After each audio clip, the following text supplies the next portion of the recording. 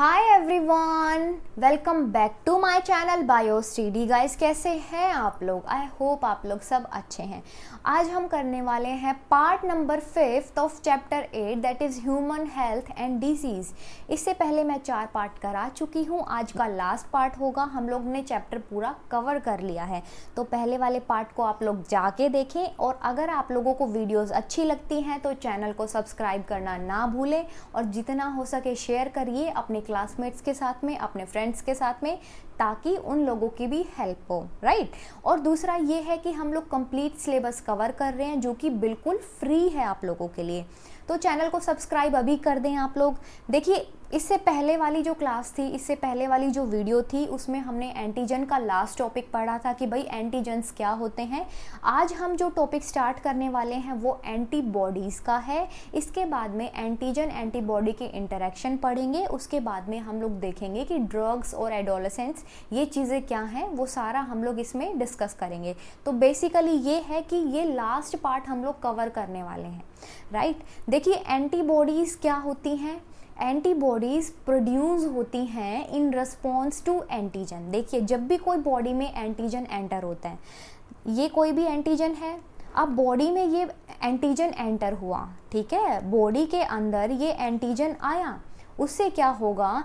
Antibodies का production होना शुरू हो जाएगा।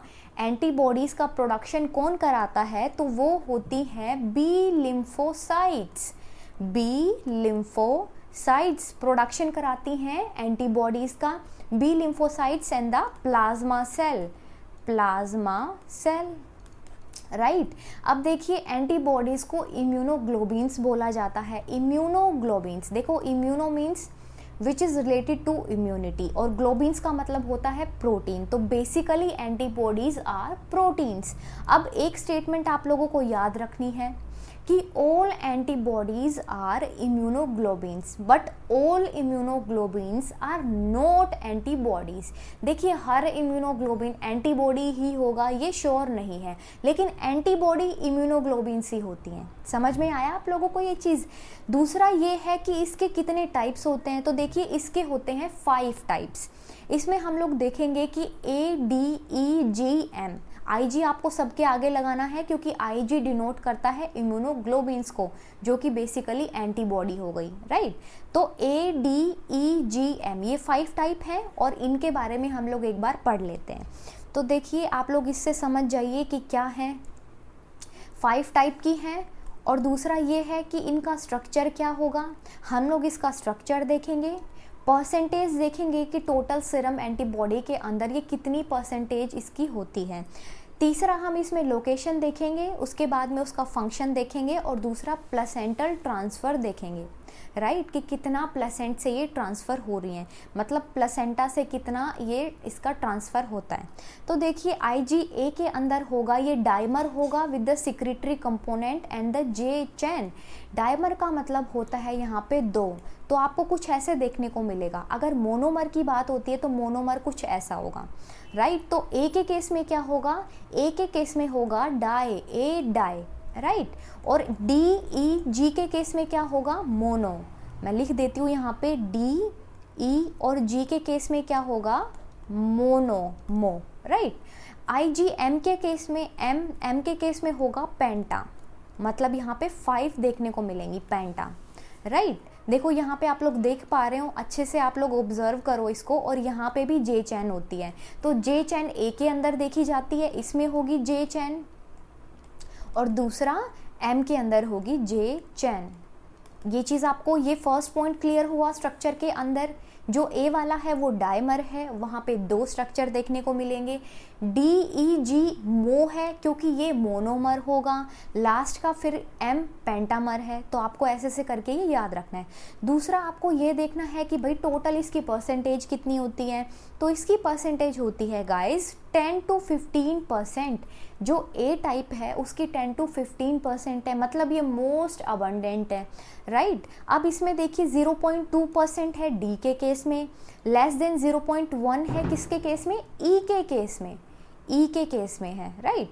80% है जी के केस में और दूसरा 5 to 10% है एम के केस में। तो मैं यहाँ पे लिख देती हूँ 10 to 15%, राइट। अब यहाँ पे देखो इसके केस में होगी 0 to 2%, IgE के केस में होगी 0.1%, जी के केस में होगी 80% और ये होगी 5 to 10%। यहाँ तक क्लियर हुआ आप लोगों को? थोड़ा सा ये चीज़ को आप लोगों को याद रखना है, राइट। लोकेशन देखो कहाँ पे होती है, सिक्रीशंस, यहाँ पे बोला है सिक्रीटरी कंपोनेंट प्रेजेंट है जे चेन के साथ में, ए टाइप की हम लोग बात कर रहे हैं। तो देखिए सिक्रीशंस होंगी tear, saliva, mucus, intestine, colostrum, यहाँ पे इंपॉर्टेंट है ये कोलेस्ट्रॉम।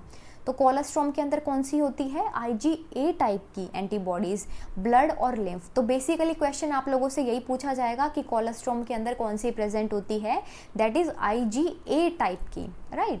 IgD में आ जाएगा बी सेल सरफेस, जो बी सेल होती हैं उसके सरफेस पे प्रेजेंट होती है ब्लड और लिम्फ के अंदर। IgE टाइप की है bound to mast and basophil cells throughout the body. देखो जब भी हिस्टामिन रिलीज होता है, जब भी बॉडी में इन्फ्लामेशन होता है, तो उस केस में IgE टाइप देखने को मिलता है। और जो मास्ट सेल होती है उससे बाउंड होती हैं IgE टाइप की, और दूसरा क्या है, बॉडी और ब्लड के अंदर ये देखने को मिलती है। IgG ब्लड, लिम्फ और इंटेस्टाइन में देखने को मिलेगी, और IgM लास्ट वाली जो होगी वो भी बी सेल के सरफेस पे देखने को मिलेगी, राइट। अब इसमें फंक्शन होगा IgA टाइप में localized protection in the external secretions, जैसे कि आपको प्रोटेक्ट रखती हैं, जैसी आंखें हैं, टीयर्स आते हैं, आंसू आते हैं, तो वो भी प्रोटेक्ट करती हैं, ठीक है। दूसरा क्या है, सिक्रीशन होगा, म्यूकस का सिक्रीशन होता है, वो भी माइक्रो ऑर्गेनिजम्स को ट्रैप कर लेता है, उसको इमोबाइल बना देता है, और उसके बाद में क्या होगा, उसकी एक्टिविटीज़ वहाँ पे स्टॉप कर देता है, राइट। तो ये होगा IgA के केस में। देखो जितनी भी सिक्रीशंस होती हैं बॉडी में, या आप एसिड मान लो HCl जो कि स्टमक में बनता है, म्यूकस, ठीक है, और दूसरा क्या होगा टीयर्स, ये जितने भी सिक्रीशंस हैं वो आपको प्रोटेक्ट करेंगे, ठीक है। और ये चीज़ें आती हैं फिजियोलॉजिकल बैरियर के अंदर, राइट। IgD टाइप में होगा antigen recognition by the B cell, ये इंपॉर्टेंट हो जाएगा। इसमें फंक्शन होगा IgD के अंदर कि भाई ये एंटीजन को रिकॉग्नाइज कराएगा बाय द बी सेल की हेल्प से, right. It is involve in the allergic reaction. मैंने आपको बताया है कि जब भी इन्फ्लामेशन होती है बॉडी के अंदर, जब भी एलर्जिक रिएक्शंस होती हैं, तो उस केस में E आती है। तो एलर्जिक में E है, तो आप लोगों को याद रखना कि इसमें E ही होगा, IgE एंटीबॉडी। तो ये भी क्वेश्चन बनता है कि एलर्जिक रिएक्शंस के अंदर कौन सी एंटीबॉडीज इन्वॉल्व होती हैं, तो आपका आंसर होगा IgE, राइट। IgG के अंदर होगा कॉम्प्लीमेंट एक्टिवेशन। देखो कॉम्प्लीमेंट के बारे में मैंने आप लोगों को बताया था जब मैं पहले की वीडियोस करवा रही थी, अगर आप लोगों ने नहीं देखी है तो आप लोग जाके देखें। देखिए कॉम्प्लीमेंट सिस्टम में कुछ ऐसा होता है कि यहाँ पे स्ट्रक्चर होता है ये, उसके बीच में यहाँ पे फ्लूइड रिलीज होता है और यहाँ पे पोर्स क्रिएट होते हैं। कोई भी स्ट्रक्चर है सेल पे, अगर किसी भी सेल को साइटोलाइज करना है, अगर किसी भी सेल का साइटोलाइसिस करना है, तो क्या होगा, सरफेस पे कॉम्प्लीमेंट सिस्टम बनेगा और उसके बाद में परफोरिन्स बनेंगे, मतलब पोर्स क्रिएट हो जाएंगे। तो ये होगा कॉम्प्लीमेंट सिस्टम का काम। और कॉम्प्लीमेंट एक्टिवेशन में कौन हेल्प करवा देगा, IgG टाइप, राइट। लास्ट है IgM, इसका भी यही सेम फंक्शन है, तो दोनों का यहाँ पे सिमिलर फंक्शन है, ओके। लास्ट है IgA parental transfer, placental transfer no, यहाँ पे सब में नो है, लास्ट में दो हैं जो IgG है और IgM है, उसमें yes, placental transfer yes, right. तो ये थे इसमें 5 टाइप के। देखो एंटीबॉडी चल रहा है, तो आपको थोड़ा सा स्ट्रक्चर भी पढ़ना पड़ेगा इसका। तो एंटीबॉडी के स्ट्रक्चर में क्या चीज़ें आती है, यहाँ पे 2 हैवी चेन होती हैं, 2 लाइट चेन होती हैं, वेरिएबल रीजन प्रेजेंट होता है, इनके बीच में डाइसल्फाइड बॉन्ड प्रेजेंट है। देखिए यहाँ पे हो जाएगा हैवी चेन, दूसरा है लाइट चेन, उसके बाद में वेरिएबल रीजन, हिंज रीजन। यहाँ पे देखो आप लोग देख पा रहे हो, इनको ज्वाइन करने वाला जो हैवी चेन और लाइट चेन को ज्वाइनिंग होती है जिसकी हेल्प से, वो रीजन होगा हिंज रीजन। यहाँ पे डाइसल्फाइड बॉन्डिंग देखने को मिलेगी, यहाँ पे बॉन्डिंग होगी डाइसल्फाइड बॉन्ड यहाँ पे देखने को मिलेगा। तो देखिए यहाँ पे इसका कुछ वाई शेप का स्ट्रक्चर है, वाई शेप का स्ट्रक्चर है। हिंज रीजन के बारे में आप लोगों को मैं एक चीज़ बता दूं, देखिए क्या होता है ना कि अगर एंटीबॉडी को किसी एंटीजन पे जाके बाउंड करना है, अब यहाँ पे आप लोग देखो कि यहाँ पे है एंटीजन, यहाँ पे एंटीजन है, ठीक है, एंटीजन आके एंटीबॉडी, ये है एंटीबॉडी का स्ट्रक्चर। अब क्या किया एंटीजन ने आके यहाँ पे बाउंड कर लिया, देखिए यहाँ पे आके एंटीजन ने बाउंड कर लिया कुछ ऐसे से करके, ठीक है, कुछ ऐसे से करके यहाँ पे आके बाउंड हो गया है। अब देखिए यहाँ पे हिंज रीजन प्रेजेंट है, जो ये रीजन होगा वो हिंज रीजन होगा। अब हिंज रीजन को क्या है, एंटीजन बाउंड होगा तो उसको अपने आप को मूव करना पड़ेगा ताकि वो एंटीजन से जाके अटैच हो सके, ठीक है, एंटीजन से एंटीबॉडी अटैच हो सके, उसीलिए उसको मूव करना पड़ेगा अकॉर्डिंगली। तो वो काम कौन करवा देगा, वो हिंज रीजन करवाएगा, ठीक है। और यहाँ पे देखो क्या है, इनके बारे में थोड़ा सा हम लोग पढ़ लेते हैं पार्ट्स के बारे में। देखिए हैवी चेन और लाइट चेन किस बेसिस पे इनको बोला गया है, हैवी चेन और लाइट चेन। देखो ये चेन्स बनती हैं पेप्टाइड, ये पेप्टाइड चेन है, पेप्टाइड चेन, ठीक है, पेप्टाइड चेन है। अब पेप्टाइड चेन है तो ये अमीनो एसिड्स की बनी होंगी, ठीक है, तो हैवी वाले में जो अमीनो एसिड्स होंगे वो ज़्यादा होंगे, यहाँ पे अमीनो एसिड्स, अमाइनो यहाँ पे क्या होंगे, ज़्यादा होंगे, और लाइट वाले में क्या होंगे, अमाइनो एसिड्स यहाँ पे कम होंगे, ठीक है, अमाइनो एसिड्स की जो अमाउंट है वो यहाँ पे कम होगी, क्योंकि क्या है, पेप्टाइड चेन है ये। तो समझ में आया, हैवी वाले के अंदर अमाइनो एसिड ज़्यादा होंगे, लाइट वाले में कम होंगे, और ये पेप्टाइड चेन होती हैं, राइट। यहाँ पे 2 लाइट हैं और 2 हैवी चेन है, टोटल 4 होती हैं। दूसरा है कांस्टेंट और वेरिएबल रीजन। देखो कांस्टेंट और वेरिएबल रीजन का मतलब समझो क्या है, कांस्टेंट का मतलब तो यही है कि भाई कांस्टेंट होगा, वेरी नहीं करेगा, जहाँ पे है एज इट इज़ रहेगा, सेम ही उसका फंक्शन होगा और वो हर टाइप में ऐसे ही रहेगा। वेरिएबल का मतलब है कि वो रीजन वेरी कर रहा है, राइट। तीसरे में है डाइसल्फाइड बॉन्ड, डाइसल्फाइड बॉन्ड। देखो एक मिनट आप लोग रुको, देखो यहाँ पे आप लोगों को दिख रहा है, यहाँ पे आप लोग V और H देख पा रहे हो। V का मतलब होता है वेरिएबल। वेरिएबल क्यों बोला इसको, क्योंकि भाई यहाँ पे इसका सेम काम होगा कि यहाँ पे एंटीजन बाइंडिंग साइट प्रेजेंट है और एंटीजन आके यहाँ पे बाइंड हो गया है, तो ये होगा वेरिएबल रीजन, क्योंकि उस हिसाब से जब इसको एंटीजन अपने ऊपर, मतलब किसी एंटीजन के ऊपर इसको जाना है तो ये अपने आप को चेंज भी कर सकता है उसके अकॉर्डिंगली, राइट। और ये होगा कॉन्स्टेंट रीजन की भाई ये कॉन्स्टेंट नहीं होगा, मतलब ये कांस्टेंट होगा, ये वेरी नहीं करेगा। तो ऊपर वाले क्या है, वेरिएबल रीजन है, और यहाँ पे एंटीजन बाइंडिंग साइट प्रेजेंट होती है। तो समझ में आया कांस्टेंट और वेरिएबल रीजन के बारे में। जो वाई शेप है गाइस, उसमें यहाँ पे जो 2 रीजन प्रेजेंट होते हैं, एक मिनट आप लोग रुको, देखो यहाँ पे जो रीजन प्रेजेंट होंगे वो होंगे variable region, variable region, right. जैसे यहाँ पे मैं बना देती हूँ, और नीचे वाले क्या होंगे, कांस्टेंट रीजन, ये वाले रीजन होंगे कांस्टेंट रीजन, ठीक है, ये होंगे कांस्टेंट रीजन।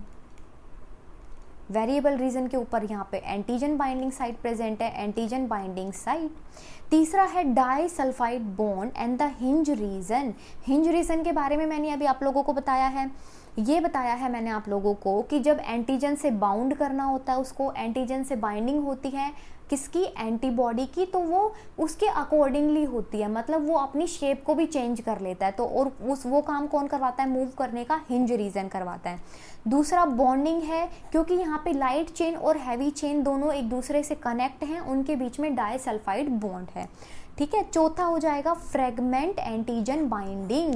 ये क्या है, ये एक ऐसी चीज़ है कि जहाँ पे एंटीजन बाउंड होता है एंटीबॉडी से। और दूसरा क्या हो जाएगा कि यहाँ पे क्रिस्टलाइन स्ट्रक्चर देखने को मिलेगा। जो 4th पॉइंट है उसमें क्या था, क्रिस्टलाइन फ्रेगमेंट्स देखने को मिलते हैं, ठीक है, क्रिस्टलाइन फ्रेगमेंट्स। और यहाँ पे क्या प्रेजेंट होती है, एंटीजन बाइंडिंग साइट, राइट। तो ये एंटीजन बाइंडिंग साइट है जहाँ पे एंटीजन आके बाइंड करता है। अब देखो formation of antigen antibody complex. आपको एंटीबॉडी के बारे में बहुत अच्छे से पता चल गया गाइस, आप लोगों के लिए रिवाइज करा देती हूँ एक बार मैं। Antibody basically B lymphocytes produce करती हैं, बी सेल्स प्रोड्यूस करती हैं। उसमें 4 चेन होती हैं, 2 हैवी होती हैं, 2 लाइट होती हैं। उनके बीच की बॉन्डिंग को डाइसल्फाइड बॉन्ड बोला जाता है, राइट। उनके बीच में वेरिएबल रीजन, कांस्टेंट रीजन एक एंटीबॉडी के स्ट्रक्चर में प्रेजेंट होता है। एंटीजन बाइंडिंग साइट उसमें देखने को मिलती है, जिससे एंटीजन आके एंटीबॉडी से बाइंड करता है। तो ये चीज़ें थी एंटीबॉडी के अंदर। अब देखो ये बोला गया है कि एंटीजन एंटीबॉडी कॉम्प्लेक्स, देखो ये होता क्या है मैं बता देती हूँ। यहाँ पे ये एंटीबॉडी है, राइट, यहाँ पे ये एंटीजन है। अच्छे से बनाती हूँ, देखो ये एंटीजन है, सॉरी ये एंटीबॉडी है और ये एंटीजन है। इस कॉम्प्लेक्स को बोला जाएगा एंटीजन एंटीबॉडी कॉम्प्लेक्स, राइट। अब देखो आप मेरे को एक छोटी सी बात बताओ, एंटीजन है, आपकी बॉडी में जब भी कोई टाइप की रिएक्शन हुई है, आपकी बॉडी के अंदर कोई भी एंटीजन आया है, उससे क्या होगा, आपकी बॉडी एंटीबॉडीज बनाएंगी, राइट। अब देखो एंटीजन है, एंटीबॉडी है, भाई वो एंटीजन खुद की सेल्फ सेल नहीं है, मतलब वो खुद की बॉडी का पार्ट नहीं है, वो फॉरेन सेल है, इसीलिए तो एंटीबॉडीज़ बनी है, राइट, इसीलिए एंटीबॉडीज़ बनी हैं। और एंटीबॉडीज़ बेसिकली क्या काम करती है, एंटीबॉडीज़ फॉरेन पार्टिकल्स को, जिसको आप एंटीजेंस बोलते हो, उसको डिफरेंट तरीके से ख़त्म करती है, राइट, डिफरेंट मेथड से उसको ख़त्म करती है ताकि आपकी बॉडी प्रोटेक्ट रहे। आपकी बॉडी बेसिकली कैसे प्रोटेक्ट होती है, आपकी बॉडी में कोई भी माइक्रोब्स आए, एंटीजन आए तो क्या होगा, आपकी बॉडी का टेम्परेचर इंक्रीज हो जाता है ताकि एक मेंटेन रहे, अंदर का डिफेंस सिस्टम मेंटेन रहे, ठीक है। बॉडी को उस एंटीजन से लड़ना है, एंटीबॉडीज़ बनेंगी, एंटीबॉडीज़ उसको डिफरेंट तरीके से उसको ख़त्म करेंगी, यही काम करेंगी। अब देखिए एपिटोप्स प्रेजेंट होते हैं एंटीबॉडी के अंदर, माफ़ करना एंटीबॉडी के अंदर प्रेजेंट नहीं होते, ये एंटीजेंस के अंदर प्रेजेंट होते हैं, एंटीजेंस के अंदर प्रेजेंट होते हैं एपिटोप्स, राइट। देखो ये स्ट्रक्चर है किसका, एंटीजन का, और यहाँ पे ये क्या है, एपिटोप्स प्रेजेंट हैं, ये है एपिटोप्स। तो एक एंटीजन के अंदर मोर देन 1 एपिटोप प्रेजेंट होता है, राइट। और क्या होगा, इस एपिटोप से आके एंटीबॉडी अटैच हो जाएंगी, ठीक है, इस एपिटोप से आके एंटीबॉडी अटैच हो जाएंगी और ये क्या बन गया, फिर ये बन गया एंटीजन एंटीबॉडी कॉम्प्लेक्स।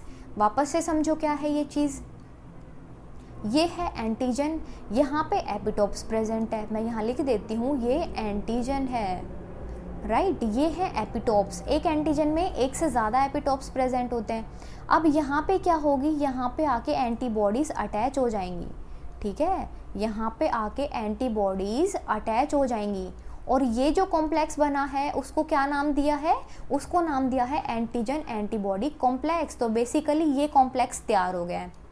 अब ये कॉम्प्लेक्स कैसे काम करता है तो वो भी समझो क्या है। देखो antibodies can inactivate the invading agent, जो अपनी बॉडी के अंदर इन्वेड हुआ है, जो भी एंटीजन ने एंटर किया है उसको कैसे इनएक्टिवेट करना है, उसको इनएक्टिवेट करना है एग्लूटिनेशन। ये हम प्रोसेस डिस्कस कर रहे हैं, ठीक है। एग्लूटिनेशन का मतलब है क्लम्पिंग ऑफ माइक्रो ऑर्गेनिज्म, और अगर क्लम्पिंग होगी माइक्रो ऑर्गेनिजम्स की तो क्या होगा, ये इनएक्टिवेट कर देंगे एंटीजन को। यहाँ पे कुछ रिएक्शंस चलती हैं जो कि एंटीजन को इनएक्टिवेट कर देती हैं, राइट। दूसरा होगा ऑप्सोनाइजेशन एडरेंस। इसका मतलब क्या होता है, ऑप्सोनाइजेशन का मतलब होता है टू कैटर। टू कैटर बेसिकली क्या होता है, इसके अंदर ऑप्शंस ऑप्सोनिन्स प्रेजेंट होते हैं जो एंटीबॉडी है, ठीक है। ये क्या करेंगी, इसको आके यहाँ पे क्या करेंगी, यहाँ पे आके इसको एंटीजन को ये इनएक्टिवेट कर देंगी। तो आपको यही चीज़ याद रखनी है कि ऑप्सोनाइजेशन प्रोसेस होता है जिसकी वजह से एंटीबॉडी एंटीजन को इनएक्टिवेट कर देती है, राइट। उस पे आके चिपक जाएंगी। देखो आप यहाँ पे समझो ये एंटीजन है, यहाँ पे आके एंटीबॉडी यहाँ पे आके चिपक गई है, ठीक है, यहाँ पे आके चिपक गई है, इस सरफेस पे आके बाउंड हो गई है और बाउंड होने के बाद में क्या करेगी, इसको इनएक्टिवेट कर देगी, इनएक्टिवेट, राइट, इनएक्टिवेट। तो ये हो जाएगा ऑप्सोनाइजेशन। फोर्थ है न्यूट्रलाइजेशन। एंटीबॉडी एंटीजन के साथ में बाइंड होगी, वहाँ पे रिएक्शन चलेगी जिसमें वो न्यूट्रल कर देगी, जिसमें वो उसकी एक्टिविटीज़ को न्यूट्रलाइज कर देगी। लास्ट में है लाइसिस। सेल का ब्रेक डाउन करवाएगी, लाइसिस मतलब सेल को ब्रेक कर देगी, जिसकी वजह से वो इनएक्टिव हो जाएगा। तो ये चीज़ें हैं जब एक एंटीबॉडी आके एंटीजन को इनएक्टिवेट करती है, राइट। अब देखो क्या है, अब एक और इम्पॉर्टेंट टॉपिक है लिम्फॉइड ऑर्गन का, कि भाई लिम्फॉइड ऑर्गन क्या होते हैं, इसके कितने टाइप्स होते हैं, ये चीज़ हम लोग इसमें पढ़ रहे हैं। देखो सीबीएसई में क्वेश्चन पूछ लेते हैं, इसका इंपॉर्टेंट है, थोड़ा आप लोग अच्छे से समझना इस बात को। Lymphoid organs, the organs where the maturation and the proliferation of lymphocytes take place. Lymphocyte मैं आप लोगों को फिर से बता दूं, दो टाइप की होती हैं, B lymphocyte and the T lymphocyte, right. B का मतलब क्या है, derivatives of the bursa cell, जो बर्ड्स के अंदर प्रेजेंट होती है। टी का मतलब क्या है, यहाँ पे थाइमस। तो यहाँ पे दो टाइप के लिम्फोसाइट्स प्रेजेंट होती हैं। अब ये वो ऑर्गन होता है लिम्फॉइड, देखो लिम्फॉइड और लिम्फोसाइट्स। लिम्फोसाइट्स बेसिकली सेल होती हैं, बी लिम्फोसाइट, टी लिम्फोसाइट क्या है, ये सेल्स हैं, ठीक है। और ये सेल्स कौन सी सेल्स हैं, ये सेल्स वो सेल्स हैं जो कि लिम्फॉइड ऑर्गन के अंदर आके प्रोलिफरेट करती हैं, वहाँ पे ये डिफरेंशिएट करती हैं। तो बेसिकली ये वो ऑर्गन्स है जहाँ पे लिम्फोसाइट्स का प्रोलिफरेशन और डिफरेंशिएशन चलता है, मैच्योर होती हैं, प्रोलिफरेट करेंगी यहाँ पे आके, राइट। दो टाइप की होती हैं, बेसिकली ये दो टाइप की होती हैं लिम्फॉइड ऑर्गन के अंदर। क्या है, दो टाइप की चीज़ें देखी जाती हैं। अब दो टाइप में ये आ जाएगा कि भाई प्राइमरी लिम्फॉइड ऑर्गन और दूसरा है सेकेंडरी लिम्फॉइड ऑर्गन। अगर प्राइमरी लिम्फॉइड ऑर्गन की बात करें तो यहाँ पे बी सेल और टी सेल यहाँ पे क्या होती हैं, मैच्योर होती हैं, राइट। बी सेल और टी सेल यहाँ पे आके मैच्योर होती हैं, और एक बार ये मैच्योर हो गई तो फिर क्या होंगी, ये मूव कर जाएंगी सेकेंडरी लिम्फॉइड ऑर्गन में, राइट। प्राइमरी लिम्फॉइड ऑर्गन में बी लिम्फोसाइट और टी लिम्फोसाइट्स मैच्योर होती हैं, और फिर मैच्योर होने के बाद में ये मूव कर जाती हैं सेकेंडरी लिम्फॉइड ऑर्गन के अंदर। अब बी और टी आएगा प्राइमरी लिम्फॉइड ऑर्गन में, और सेकेंडरी में क्या क्या चीज़ें आएंगी, सेकेंडरी में आ जाएगा स्प्लीन, लिम्फ नोड्स, टॉन्सिल्स और दूसरा माल्ट। देखो बारी बारी करके समझते हैं, spleen, lymphoid organ, lymph nodes, ये सारी चीज़ें इसके अंदर आ जाती हैं सेकेंडरी टाइप में। देखो जो सेकेंडरी टाइप है उसके अंदर बी लिम्फोसाइट और टी लिम्फोसाइट प्रोलिफरेट करती हैं, दूसरा डिफरेंशिएट करती हैं। प्रोलिफरेशन का मतलब होता है guys increase in number, B cell का नंबर यहाँ पे इंक्रीज होता है, ठीक है। और दूसरा डिफरेंशिएट करती हैं, जो काम इनको करना है उस काम के लिए ये अपने आप को एबल बनाती हैं, डिफरेंशिएट करती हैं, राइट। अब देखो मैच्योर हो गई थी प्राइमरी लिम्फॉइड ऑर्गन में, फिर ये मूव कर गई सेकेंडरी में। अब सेकेंडरी में आने के बाद में बी और टी लिम्फोसाइट्स क्या करेंगी, प्रोलिफरेट करेंगी और डिफरेंशिएट करेंगी, राइट। सेकेंडरी लिम्फॉइड ऑर्गन में सबसे पहले पढ़ेंगे लिम्फ नोड्स के बारे में, ठीक है। ये स्मॉल सॉलिड स्ट्रक्चर प्रेजेंट होते हैं, नोड्स आप लोगों को पता है ना, नोड्स प्रेजेंट होते हैं बॉडी के अंदर, लिम्फ नोड्स बोलते हैं उनको, और ये पाए जाते हैं लिम्फेटिक सिस्टम के अंदर। और ये क्या करते हैं, प्रिवेंट करते हैं फॉरेन पार्टिकल्स को ब्लड स्ट्रीम में आने से। बॉडी के अंदर लिम्फेटिक सिस्टम प्रेजेंट होता है, लिम्फेटिक वेजल्स, लिम्फ वेजल्स वगैरह प्रेजेंट होती है, लिम्फ नोड्स प्रेजेंट होते हैं, वो सारे सिस्टम को लिम्फेटिक सिस्टम बोला जाता है। अब ये नोड्स का सॉलिड स्ट्रक्चर होता है, स्मॉल होती हैं, और ये फॉरेन पार्टिकल्स को प्रोटेक्ट करती हैं, भाई उसको ब्लड स्ट्रीम के अंदर आने से उसको बचा देती है, ठीक है। बेसिकली हमें ही प्रोटेक्ट कर रहे हैं लिम्फ नोड्स। दूसरा है स्प्लीन। स्प्लीन बीन शेप की होती है, बीन शेप्ड ऑर्गन, और ये largest single mass of lymphoid tissue, ये इंपॉर्टेंट है। It is the largest single mass of lymphoid tissue, ये लार्जेस्ट होता है इन द बॉडी, और ये प्रोड्यूस कराता है लिम्फोसाइट्स को। Macrophages of the spleen are phagocytic, ये इंपॉर्टेंट लाइन है कि भाई जो मैक्रोफेजेस यहाँ पे प्रेजेंट होती हैं स्प्लीन में, वो क्या करती हैं, उनका नेचर होता है फैगोसाइटिक नेचर, ये नेचुरली किल कर देती हैं, ठीक है। अब देखो स्प्लीन बेसिकली क्या है, ग्रेवयार्ड बोला जाता है आरबीसीज का। यहाँ पे जो भी आरबीसीज डिस्ट्रॉयड हैं, जो भी आरबीसीज काम की नहीं है, क्या होंगे, वो उनको फिल्टर कर देंगी, ठीक है, उनको फिल्टर कर देंगी। और दूसरा क्या है, मैक्रोफेजिस जो स्प्लीन के अंदर प्रेजेंट है उसका फैगोसाइटिक नेचर है, तो फॉरेन पार्टिकल्स को क्या करेंगे, ये फिल्टर कर देंगी, राइट, फॉरेन पार्टिकल्स को ये फिल्टर कर देंगी। इनके डिफरेंट मैकेनिज्म्स चलते हैं, किसी का फैगोसाइटिक नेचर होता है, कोई वैसे ही उसको फिल्टर कर देता है, ब्लड स्ट्रीम में आने से बचा देता है, ठीक है। और तीसरा हो जाएगा टॉन्सिल्स। देखो टॉन्सिल्स क्या हैं, देर आर 6 टॉन्सिल्स, भाई 6 टॉन्सिल्स प्रेजेंट होते हैं और ये फिल्टर की तरह काम करते हैं। क्या करते हैं, बॉडी को प्रोटेक्ट करते हैं बैक्टीरिया से और फॉर्म करते हैं WBCs का, मतलब लिम्फोसाइट्स का फॉर्मेशन करते हैं ये, राइट। तो ये है टॉन्सिल्स। लास्ट में है अपने पास में, सेकंड लास्ट है पियर्स पैचेस। देखो ये कुछ क्लस्टर्स प्रेजेंट होते हैं लिम्फ नोड्यूल्स के, जो कि स्मॉल इंटेस्टाइन में देखने को मिलते हैं, ठीक है। और उसके बाद में लास्ट आ जाएगा माल्ट। माल्ट क्या होता है यहाँ पे, माल्ट है mucosal associated lymphoid tissue, mucosal associated lymphoid tissue, जो कि 50% पार्ट बनाता है लिम्फोइड टिश्यू का। इम्पॉर्टेंट है ये, इसकी डेफिनेशन भी इम्पॉर्टेंट है, म्यूकोजल एसोसिएटेड लिम्फोइड टिश्यू। अब देखो ये सब म्यूकोजा जो लाइनिंग प्रेजेंट होती है गैस्ट्रोइंटेस्टाइनल ट्रैक्ट के अंदर, ठीक है, मैं यहाँ पे लिख देती हूँ गैस्ट्रोइंटेस्टाइनल ट्रैक्ट के अंदर। दूसरा क्या है, स्किन के अंदर, दूसरा है स्किन के अंदर, राइट। तो क्या होगा कि ये कुछ ट्रैक्स होंगे, digestive tracks, gastrointestinal tracks, skin, epithelial cells, वो ट्रैक के ऊपर ये टिश्यूज प्रेजेंट होते हैं और ये टिश्यूज हैं लिम्फोइड टिश्यू, राइट। इंटेस्टाइनल के अंदर जो प्रेजेंट होती है, लेयर प्रेजेंट होती है, उसके अंदर भी ये मिलते हैं। तो ऐसे करके आप लोगों को ये इसके 1-2 एग्जाम्पल याद रखने हैं। अब देखो मैंने बोला था टॉन्सिल्स प्रेजेंट होते हैं, कुछ यहाँ टॉन्सिल्स प्रेजेंट होते हैं, और जिसको भी टॉन्सिल्स स्वेल कर जाते हैं, जिसके टॉन्सिल्स स्वेल कर जाते हैं उसको फीवर आ जाता है, पूरे यहाँ पे पेन होता है, और दूसरा क्या है, कोई भी चीज़ को स्वेलो करने में प्रॉब्लम आती है। तो यहाँ पे ये टॉन्सिल्स किसके अंदर आते हैं, लिम्फोइड ऑर्गन के अंदर। दूसरा यहाँ पे देखो लिम्फ नोड्स प्रेजेंट हैं, यहाँ पे देखो लिम्फ नोड्स प्रेजेंट हैं, पैचेस प्रेजेंट हैं, लिम्फेटिक वेजल, ये क्या है, पूरा हम लोग लिम्फेटिक सिस्टम देख रहे हैं, ठीक है। पियर्स पैचेस प्रेजेंट है स्मॉल इंटेस्टाइन में। और दूसरा क्या है, यहाँ पे देखो ये बोन मैरो है, बोन मैरो का मतलब यहाँ पे क्या है, बी सेल्स का मैचुरेशन होता है, ठीक है। तो ये चीज़ें आप लोगों को पता चल चुकी हैं। और दूसरा क्या है, एक और चीज़ें याद रखनी है आप लोगों को इसके अंदर, जो कि बहुत इंपॉर्टेंट है गाइज, वो यही है कि भाई आप लोगों का कुछ अलग से नहीं है, वो माल्ट का ही आप लोगों को याद रखना है, ठीक है। माल्ट है, पियर पैचेस है, स्प्लीन है, लिम्फ नोड्स हैं, ये आप लोगों को अच्छे से याद रखना है। कई बार क्या होता है 1 मार्क्स के क्वेश्चन में ये चीज़ें पूछ ली जाती हैं, राइट। अब देखो वैक्सीनेशन और इम्यूनाइजेशन, ये डेफिनेशन बनती है, आप लोगों से डायरेक्टली पूछा जाएगा कि भाई वैक्सीनेशन क्या होता है, और दूसरा क्वेश्चन ये बनेगा कि इम्यूनाइजेशन क्या होता है।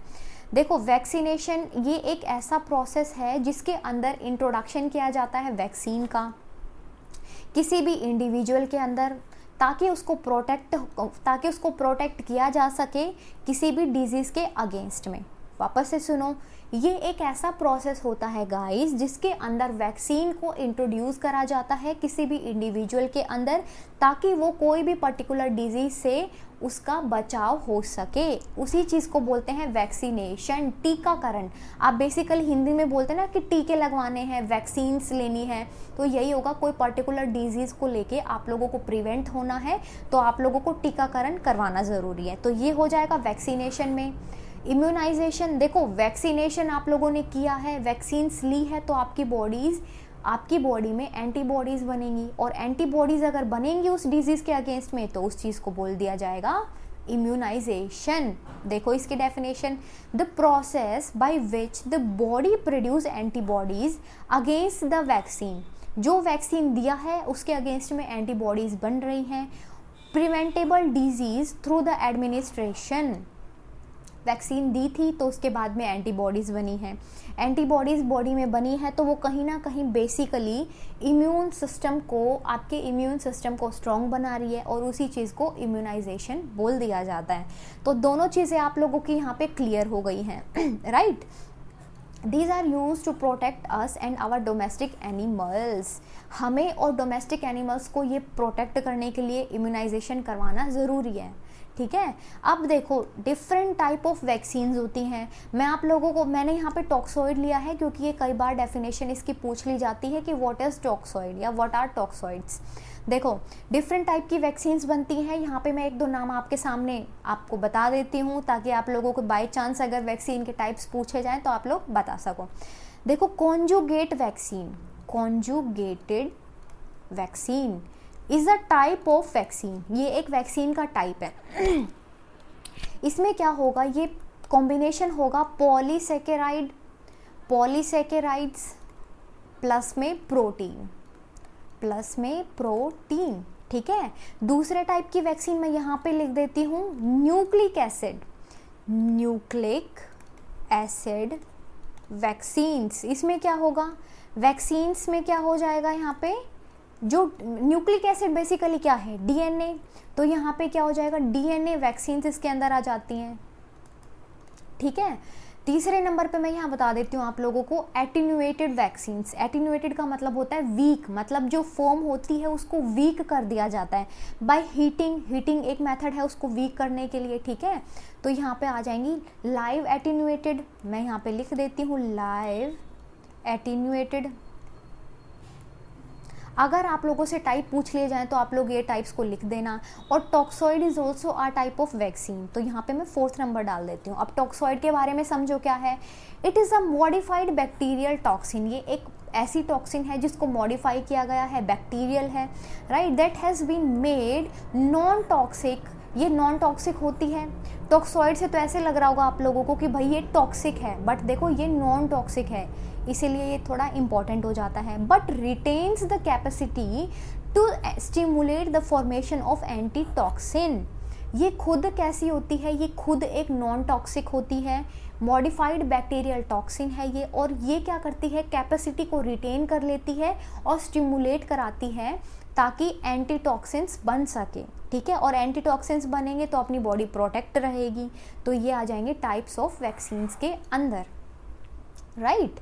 अब देखो एलर्जीज़ क्या होती हैं।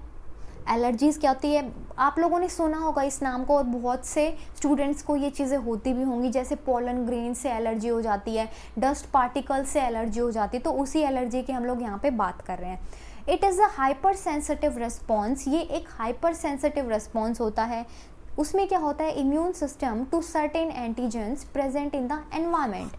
एनवायरमेंट के अंदर कुछ एंटीजेंस प्रेजेंट होते हैं। देखो एनवायरमेंट के अंदर तो बहुत सारी चीज़ें प्रेजेंट होती हैं, एंटीजेंस भी प्रेजेंट होते हैं, डस्ट पार्टिकल्स भी प्रेजेंट होते हैं, पोलन ग्रेन्स भी प्रेजेंट होते हैं, ठीक है, बहुत सारी चीज़ें प्रेजेंट होती हैं। अब डिपेंड ये करता है कि किसको किस टाइप की एलर्जी है, किसी को पोलन ग्रेन से होती है, किसी को डस्ट पार्टिकल से होती है, किसी को कोई पर्टिकुलर एंटीजेंस होते हैं उनसे होती है।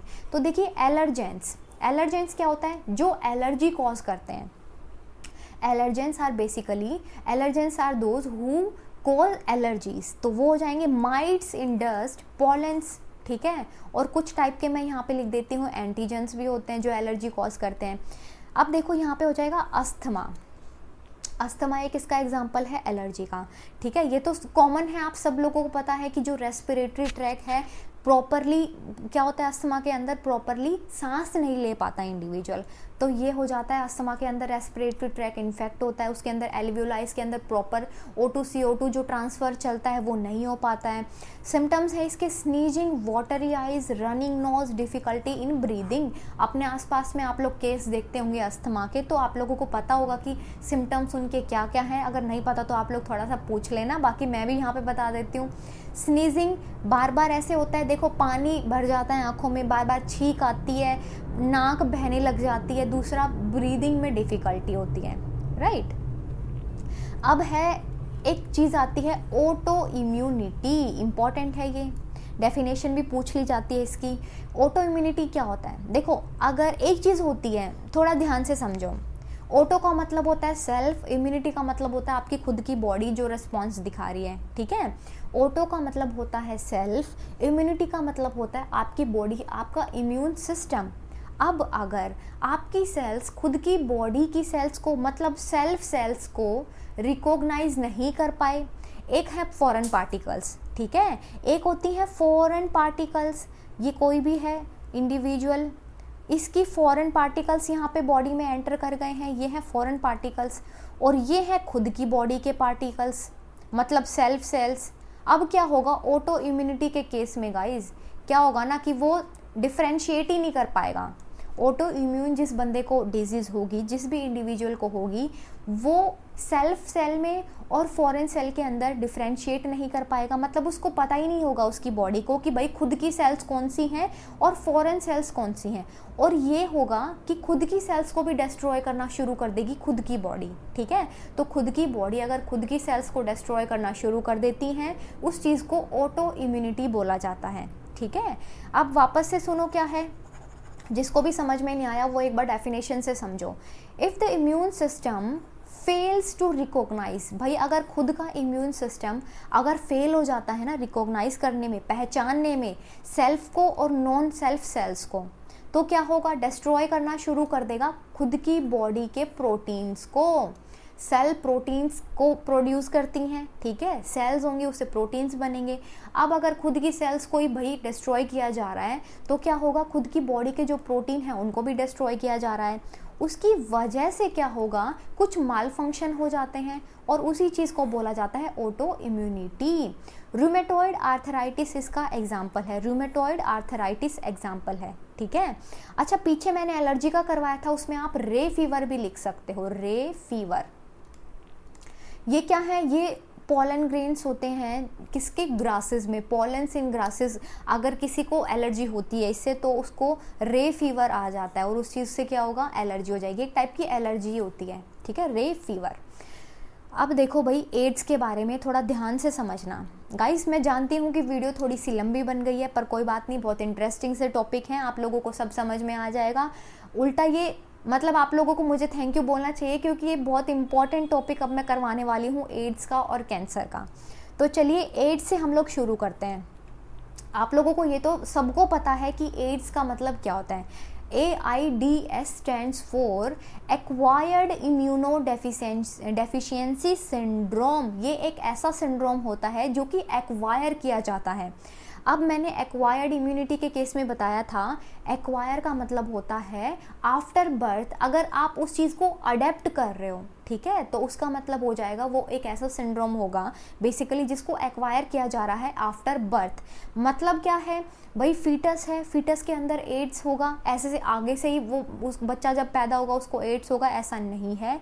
ये एक्वायर किया जाता है थ्रू द लाइफ टाइम। इसके अंदर इंपॉर्टेंट चीज़ें देखो ये आ जाती हैं कि इसके अंदर हेल्पर टी सेल्स का नंबर रिड्यूस हो जाता है। हेल्पर टी सेल्स आप ये मान के चलो कि ये बॉडी के लिए बहुत इंपॉर्टेंट होती हैं क्योंकि ये बॉडी को हेल्प करती हैं ताकि एंटीबॉडीज़ का प्रोडक्शन हो सके और बॉडी को प्रिवेंट किया जा सके, बॉडी को प्रोटेक्ट किया जा सके। अब अगर हेल्पर टी सेल्स का नंबर कम होगा तो क्या होगा, उससे तो फिर बॉडी का इम्यून सिस्टम वीक होता चला जाएगा और क्या होगा, उससे इंडिविजुअल की सीवियर केसेस में डेथ भी हो जाती है। देखो this results in the loss of natural defence. अगर हेल्पर टी सेल का नंबर कम हो गया तो नेचुरल डिफेंस जो होगा उसके अंदर लॉस देखने को मिलेगा। जो खुद की बॉडी नेचुरली डिफेंस कर रही थी, खुद की बॉडी जो नेचुरली लड़ पा रही थी, अब वो कैपेसिटी क्या हो गई, ख़त्म हो गई धीरे धीरे, ठीक है, अगेंस्ट वायरल इन्फेक्शन। ये एक टाइप का वायरल इन्फेक्शन होता है। देखो एड्स को सबसे पहले नोटिस किया गया था यूएसए में 1981 के अंदर। रॉबर्ट गैलो और कुछ उनके एसोसिएट्स थे, उन्होंने डिस्कवर किया था, ठीक है, उन्होंने डिस्कवर किया था इसको। अच्छा ये चीज़ मैं आप लोगों को बता दूं कि ये थी वर्ल्ड वाइड की बात।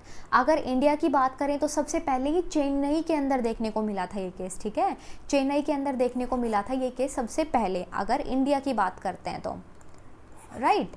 अब देखो इसके अंदर क्या है, इम्पॉर्टेंट है ये, HIV is a retrovirus. Retrovirus के नाम से आप लोगों को याद रखना है। That attacks the helper T cell. ये हेल्पर टी सेल को अटैक करेगा, ठीक है। रेट्रोवायरस बेसिकली क्या होता है ना, देखो रेट्रोवायरस, रिवर्स ट्रांसक्रिप्टेज, ये चीज़ें आप लोगों को पता होनी ज़रूरी हैं। देखो इसका स्ट्रक्चर हम लोग पहले पढ़ते हैं, फिर मैं बताऊंगी कि रेट्रोवायरस ये कैसे है। ये इसका स्फेरिकल स्ट्रक्चर होता है, तो हम थोड़ा सा यहाँ पे बनाने की कोशिश करते हैं इसका स्ट्रक्चर। ये होता है स्फेरिकल स्ट्रक्चर।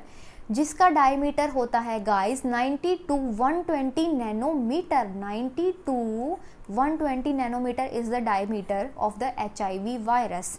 इसके जीनोम के अंदर क्या क्या चीज़ें प्रेजेंट हैं? देखो, इसके जीनोम के अंदर चीज़ें जो प्रेजेंट हैं वो ये हैं कि भाई यहाँ पे ग्लाइकोप्रोटीन की स्पाइक्स बनी हुई हैं, ठीक है, ग्लाइकोप्रोटीन की स्पाइक्स बनी हुई हैं। दूसरा, इसके अंदर बाइलिपिड लेयर प्रेजेंट है, बाइलिपिड लेयर, ठीक है। इसके अंदर सिंगल स्ट्रैंडेड RNA प्रेजेंट है। RNA कैसा होगा? सिंगल स्ट्रैंडेड होता है, तो वो यहाँ पे प्रेजेंट है। और क्या प्रेजेंट है यहाँ पे? प्रोटीन की कोट्स प्रेजेंट है यहाँ पे, ठीक है, यहाँ पे प्रोटीन की कोट्स प्रेजेंट है। अब देखो, जो ये है ये मैं प्रोटीन की कोट बना रही हूँ। अभी मैंने क्या बनाया था पीछे मैंने बनाया था ग्लाइकोप्रोटीन की स्पाइक्स। ये है ग्लाइकोप्रोटीन स्पाइक्स, ठीक है। ये मैंने बनाया था लिपिड लेयर। अब ये अंदर मैं क्या बना रही हूँ? बीड्स लाइक स्ट्रक्चर, ये मैं बना रही हूँ प्रोटीन की लेयर। तो आप लोग यहाँ पे एक बार अच्छे से बना के देखो, खुद के हाथ से भी थोड़ा प्रैक्टिस हो जाएगी। ये है प्रोटीन लेयर। और प्रोटीन लेयर भी कैसी होती है? बाय लेयर प्रेजेंट है। तो मैं यहाँ पे कुछ ऐसा सा बना देती हूँ स्ट्रक्चर में। एक लेयर ये हो गई है और एक लेयर फिर ये हो गई है, ठीक है। ये भी क्या है? प्रोटीन की लेयर आती है। अब इसके अंदर है सिंगल स्ट्रैंडेड RNA। ये है RNA, ये क्या हो जाएगा? Single stranded RNA। और यहाँ पे बहुत इम्पॉर्टेंट मतलब मोस्ट इम्पॉर्टेंट, यहाँ पे आप लोग देख पा रहे हो डायग्राम में, तो मैंने कुछ ग्रीन कलर के डॉट्स बनाए हैं यहाँ पे। ये क्या है? ये डॉट्स हैं रिवर्स ट्रांसक्रिप्टेज एंजाइम। बहुत इंपॉर्टेंट है। इस एंजाइम की वजह से सारी प्रोसीजर चलती है इसकी एड्स के अंदर, ठीक है। ये एंजाइम यहाँ पे बहुत इंपॉर्टेंट है। तो स्ट्रक्चर के अंदर क्या है? स्फेरिकल स्ट्रक्चर है। डायमीटर इसका 90 टू 120 नैनोमीटर का होता है। ग्लाइकोप्रोटीन स्पाइक्स प्रेजेंट होती हैं, लिपिड की लेयर प्रेजेंट होती है, प्रोटीन की बाइलेयर प्रेजेंट होती है, और उसके अंदर जेनेटिक मटेरियल प्रेजेंट होता है। Genetic material is the single stranded RNA, और उनके ऊपर लगे होते हैं रिवर्स ट्रांसक्रिप्टेज एंजाइम, जो कि बहुत इंपॉर्टेंट होते हैं, राइट। अब देखो मोड ऑफ एक्शन कैसे काम करता है। जो एड्स वायरस है वो कैसे काम करता है? बॉडी में ये वायरस एंटर करेगा। इस वायरस का एंट्रेंस होगा बॉडी के अंदर, किसी भी इंडिविजुअल की बॉडी के अंदर इस वायरस का, ये तो कुछ ज़्यादा ही बड़ा सर बना दिया, देखो, इस वायरस का किसी भी बॉडी के अंदर एंट्रेंस होगा। देखो जी, अब देखो, ये वायरस है। वायरस का कैसा स्ट्रक्चर है? स्फेरिकल स्ट्रक्चर है। अब ये वायरस आ गया बॉडी के अंदर, तो ये कहाँ एंटर करेगा? ये एंटर करेगा मैक्रोफेज के अंदर। ये मैक्रोफेज के अंदर प्रेजेंट होगा, मतलब एंटर करेगा, फिर उसके बाद में मैक्रोफेज में चला जाएगा। देखो, वापस से मैं आप लोगों को थोड़ा सा यहाँ पे समझा देती हूँ कैसे इसका प्रोसीजर चलता है। देखो क्या हुआ, अगर वायरस ने बॉडी के अंदर एंटर किया, बॉडी के अंदर एंटर करने के बाद में ये मैक्रोफेज में चला जाएगा, और मैक्रोफेज में जाने के बाद में ये क्या करेगा? वहाँ पे RNA जीनोम को वायरस के रेप्लिकेट करेगा। रेप्लिकेशन कौन से टाइप का होगा? यहाँ पे रिवर्स ट्रांसक्रिप्टेज होगा। मतलब DNA से DNA अगर बनता है तो उसको रेप्लिकेशन बोलते हैं, DNA से RNA बनता है तो उसको ट्रांसक्रिप्शन बोलते हैं। लेकिन अगर DNA से DNA बना, उसके बाद में क्या होगा? RNA से अगर DNA बनता है, RNA से अगर DNA बना तो उसको बोल देंगे रिवर्स ट्रांसक्रिप्टेज। RNA से DNA बना, रिवर्स चला जाएगा। जो ट्रांसक्रिप्शन का प्रोसेस था वो रिवर्स जा रहा है, ठीक है। DNA से RNA बनता था, ये आप सब लोगों को पता है। लेकिन यहाँ पे नई चीज़ ये है कि RNA से DNA बन रहा है, ठीक है। RNA से DNA बन रहा है और एंजाइम है रिवर्स ट्रांसक्रिप्टेज एंजाइम। अब वायरल DNA इनकॉर्पोरेट हो जाएगा होस्ट की सेल में, ठीक है, और वहाँ पे क्या करेगा? ये रेप्लिकेट करेगा, और क्या करेगा? यहाँ पे बहुत सारे वायरस को प्रोड्यूस करा देगा। देखो, वायरस था, वायरस ने क्या किया? बॉडी के अंदर एंटर किया। वायरस ने बॉडी में एंटर किया किसी भी इंडिविजुअल की, ठीक है। एंटर करने के बाद में क्या हुआ? देखो, वायरस का था सिंगल स्ट्रैंडेड RNA था इसका। अब बॉडी के अंदर जाएंगे तो आपका ह्यूमन जीनोम कैसा होता है? आपका ह्यूमन जीनोम होता है guys double stranded DNA, double stranded DNA आपका होता है, जेनेटिक मटेरियल आपका यही होता होगा ना। अब बॉडी के अंदर ये जाएगा तो क्या होगा, जो डीएनए है उसके साथ में ये इनकॉर्पोरेट हो जाएगा और अब ये क्या बन गया, आरएनए था, आरएनए से फिर ये डीएनए बन गया, ठीक है, आरएनए से डीएनए बन गया, यहाँ पे रेप्लिकेशन चली है, ठीक है, यहाँ पे रेप्लिकेशन हुआ है। रेप्लिकेशन का मतलब क्या होता है, नंबर ऑफ कॉपीज को यहाँ पे इंक्रीज किया गया है। भाई यहाँ पे क्या चला था, ट्रांसक्रिप्शन चला था, डीएनए से आरएनए बना, ठीक है, रिवर्स ट्रांसक्रिप्शन मतलब क्या है, आरएनए से फिर वापस से डीएनए बना, ये चीज़ होती है ना। तो यहाँ पे आरएनए था, आरएनए से बना, क्या बना, डबल स्ट्रैंडेड बन गया। यहाँ पे डबल स्ट्रैंडेड बनने के बाद में यहाँ पे बहुत सारी वायरस की कॉपीज़ प्रोड्यूस हो गई हैं। अब ये कॉपीज़ क्या करेंगी, ये कॉपीज़ बेसिकली एक टाइप की फैक्ट्री हो गई है, ठीक है, एक टाइप की बेसिकली फैक्ट्री हो गई है जो कि HIV को प्रोड्यूस करे जा रही है, इसके वायरस को बनाए जा रही है। तो वो चीज़ आप लोगों को याद रखनी है कि मैक्रोफेज प्रोड्यूस करेंगी वायरस को and act like a HIV factory, HIV factory की तरह ये एक्ट करेगा और क्या करेगा, हेल्पर टी सेल में एंटर कर जाएगा। हेल्पर टी सेल में एंटर करने के बाद में गाइज ये क्या करेगा, हेल्पर टी सेल को अफेक्ट करेगा, उसकी वजह से क्या होगा आप लोग बताओ, उसकी वजह से बॉडी का डिफेंस सिस्टम वीक होता चला जाएगा, जो नेचुरल डिफेंस था वो वहाँ पे वीक हो जाएगा, राइट। अब देखो, जिन लोगों को अभी भी अगर समझ में नहीं आया तो वो आप लोग छोटा सा एक बार यहाँ पे ध्यान दो। देखो HIV वायरस था, वायरस ने बॉडी के अंदर एंटर किया, ठीक है, बॉडी के अंदर एंटर किया।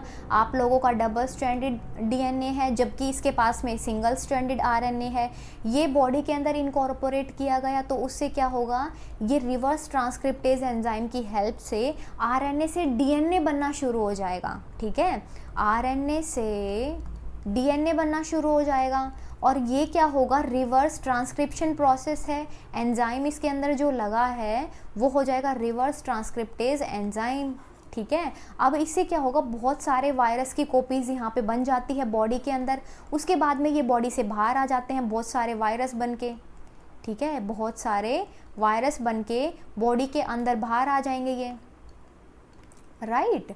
बहुत सारे वायरस की कॉपीज़ यहाँ पे फिर बन गई है बॉडी के अंदर जाके रिवर्स ट्रांसक्रिप्टेज एंजाइम की हेल्प से, ठीक है। तो ये प्रोसेस था किसका, HIV वायरस का। आप लोगों को समझ में आया ना, ये अच्छे से समझ में आया। अगर गाइज आप लोगों को अभी भी समझ में नहीं आया तो आप लोग कमेंट बॉक्स में लिख देना, मैं फिर से ट्राई करूँगी आप लोगों को और अच्छे से समझाने की, ठीक है। देखो ट्रांसमिशन कैसे होता है इसका, भाई वायरस है उसको ट्रांसमिशन भी होना है, किसी तरह वो ट्रांसफ़र भी होना है इंडिविजुअल के अंदर, तो वो ट्रांसमिशन कैसे चलेगा, वो ट्रांसमिशन होगा इन्फेक्टेड ब्लड ट्रांसफ्यूज़न होता है अगर इन्फेक्टेड ब्लड का और ब्लड प्रोडक्ट्स का। ट्रांसफ्यूशन का मतलब क्या होता है, ट्रांसफ़र किया जाता है, इन्फेक्टेड ब्लड का अगर ट्रांसफ्यूजन हो जाता है, ब्लड प्रोडक्ट्स, कुछ ब्लड प्रोडक्ट्स को ट्रांसमिट करना है, ट्रांसफ़र करना है, अगर ब्लड इन्फेक्टेड है तो श्योरली दूसरा इंडिविजुअल जो हेल्दी वाला होगा उसके अंदर भी ट्रांसमिशन हो जाएगा।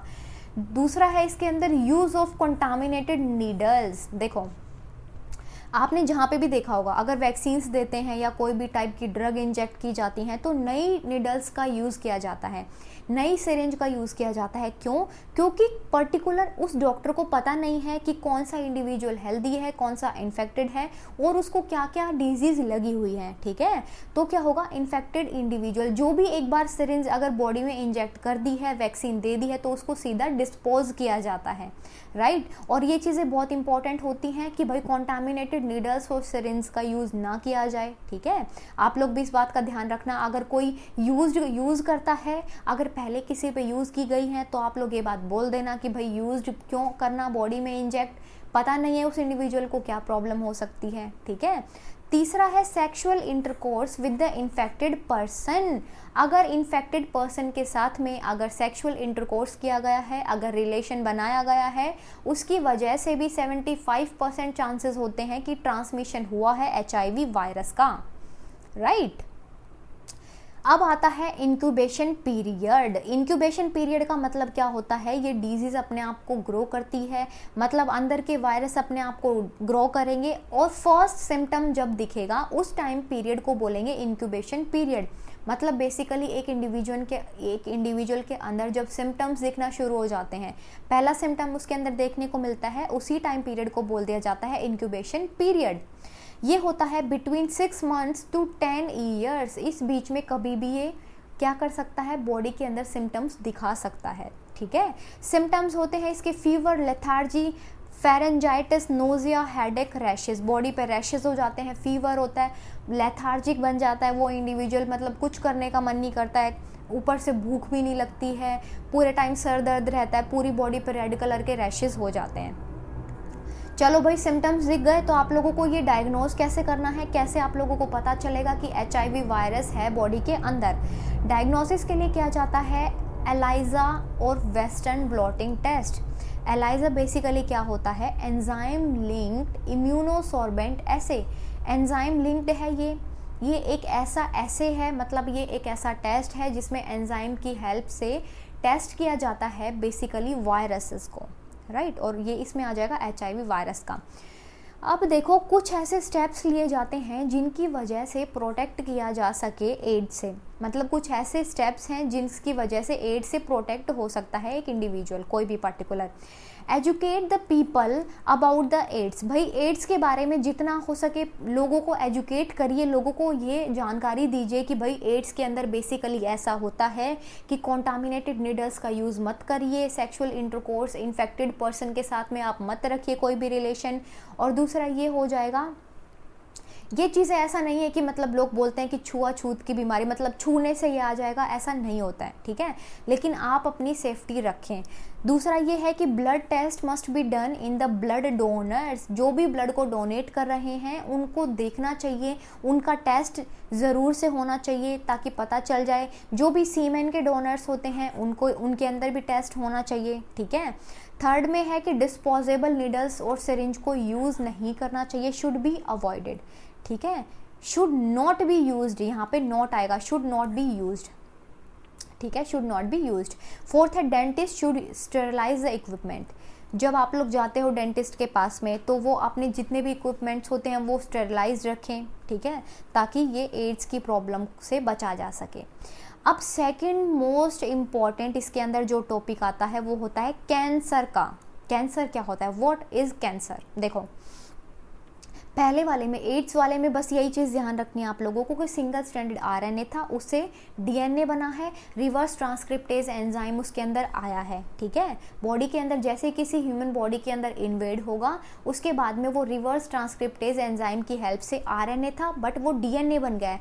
ऐसे करके उसने बहुत सारी कॉपीज़ बना ली हैं अपनी। अब वो क्या करेगा, बॉडी के अंदर अपनी बहुत ज़्यादा कॉपीज़ बना लेगा, और बहुत ज़्यादा कॉपीज़ बन गई, उससे बेसिकली हेल्पर T सेल्स का नंबर कम हो जाएगा, ठीक है। हेल्पर T सेल का नंबर कम हो गया तो नेचुरल डिफेंस बिल्कुल खत्म है।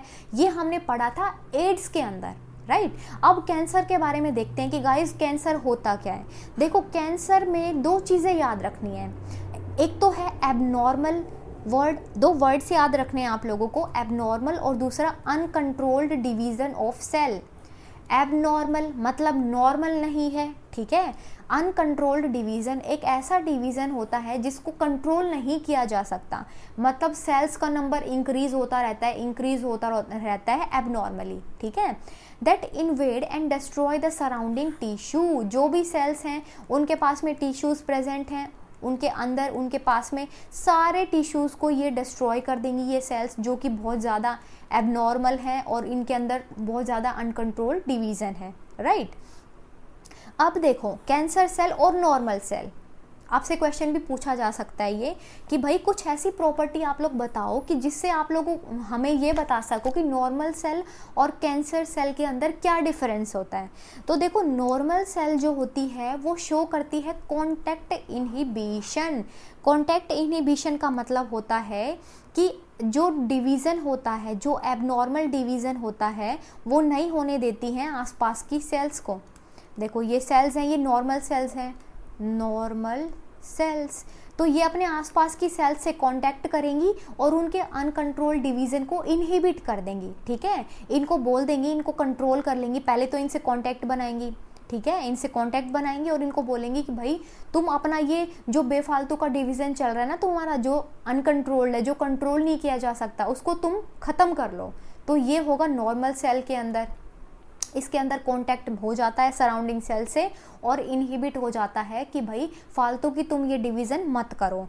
दूसरा ये है इसके अंदर कैंसर सेल, दूसरा है कैंसर सेल के अंदर ऐसी कोई भी प्रॉपर्टी नहीं देखी जाती, और ऐसी प्रॉपर्टी नहीं देखी जाती उसी वजह से सेल्स इंक्रीज होती चली जाती हैं, सेल्स का नंबर इंक्रीज होता चला जाएगा। यहाँ पे कॉन्टैक्ट इनहिबिशन की प्रॉपर्टी लागू नहीं होती, ठीक है, ये चीज़ आप लोगों को याद रखनी है, ये चीज़ आप लोगों को बहुत अच्छे से याद रखनी है।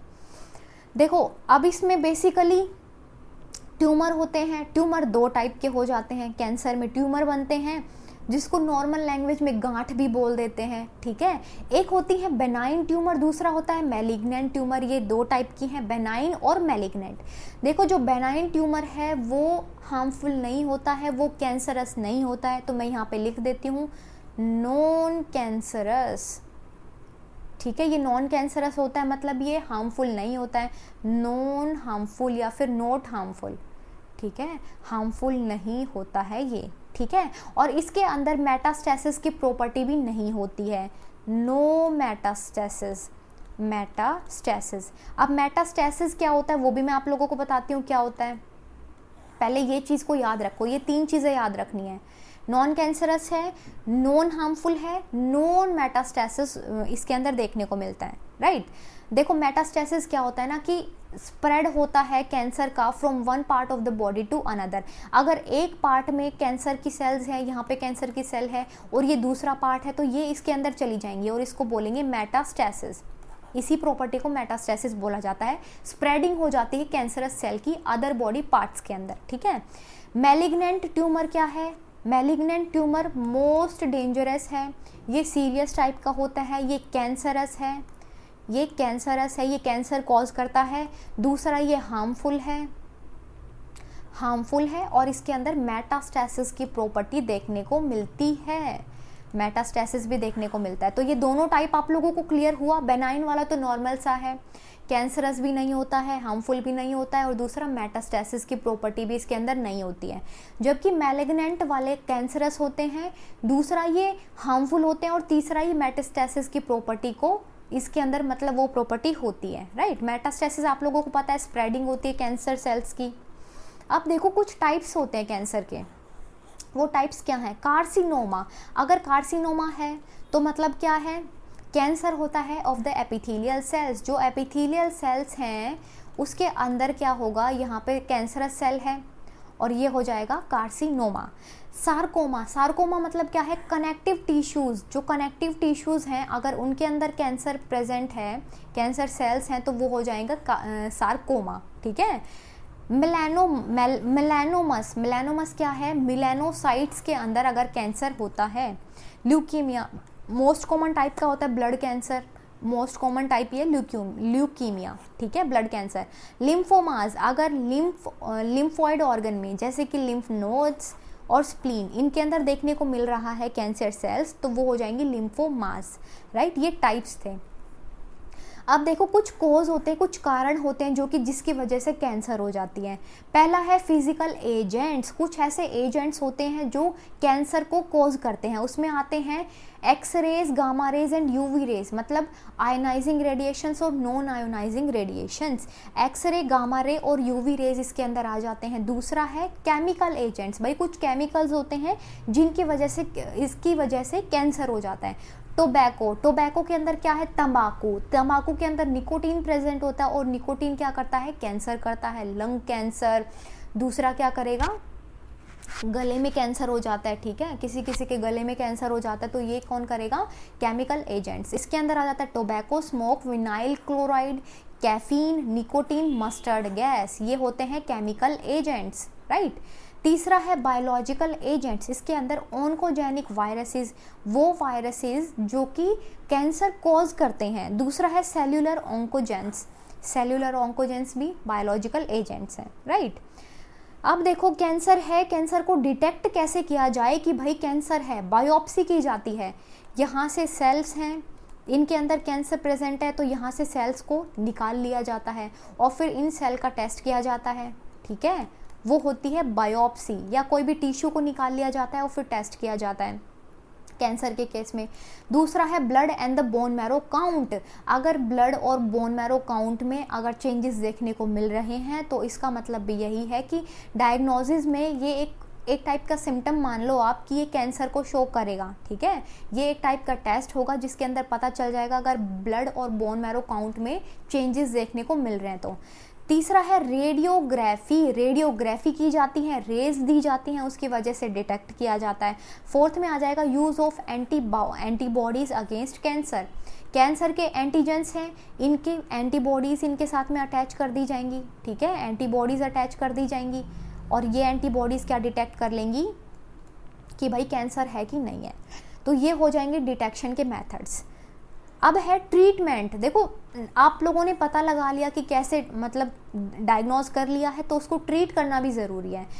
रेडिएशन थेरेपीज दी जाती हैं, रेज दी जाती हैं, उसकी वजह से थेरेपी होती है, ठीक है। वो क्या करेंगी, जो हार्मफुल हैं उसको, हार्मफुल सेल्स को, कैंसरस सेल्स को किल कर देंगी वो। दूसरा है कीमोथेरेपी। कुछ केमिकल्स दिए जाते हैं, कीमोथेरेपीज आप लोग सुनते हो, कैंसर पेशेंट्स में ये दिए जाते हैं, केमिकल्स थेरेपीज दी जाती हैं जिसकी वजह से जो कैंसरस सेल्स हैं वो किल की जाती हैं, ठीक है। और लास्ट में है इम्यूनोथेरेपी। ये मोस्ट यूज़फुल एक टेक्निक है इम्यूनोथेरेपी। इम्यूनोग्लोबिन्स का यूज़ किया जाता है, उससे क्या होता है, ट्रीटमेंट किया जाता है कैंसर का, ठीक है। इम्यूनोग्लोबिन्स का यूज़ होता है इसके अंदर। देखो लास्ट टॉपिक है अब अपने पास में ड्रग्स का। ड्रग्स, एडोलेसेंस, एडिक्शन, ये हम लोग इसमें देखने वाले हैं, ठीक है। देखो ड्रग क्या होता है, they have the ability to alter the activity of the nervous system.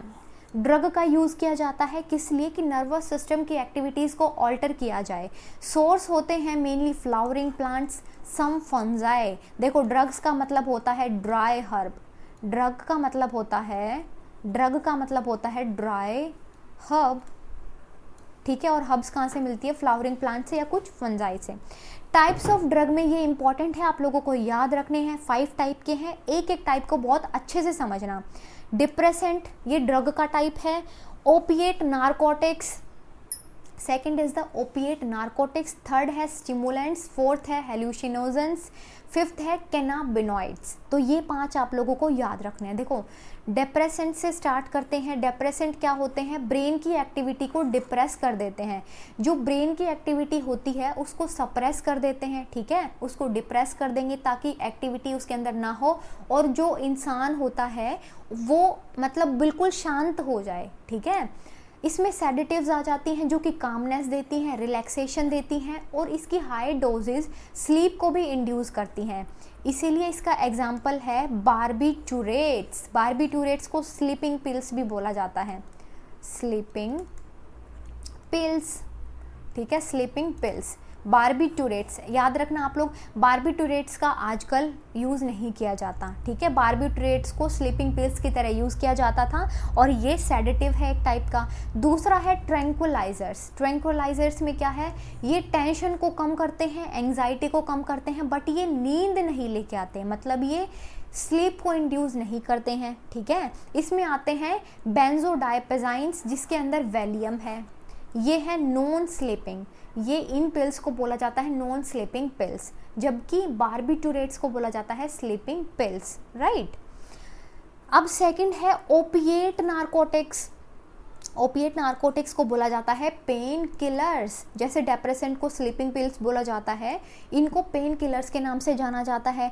The drugs which bind to the specific opioid receptor in the CNS.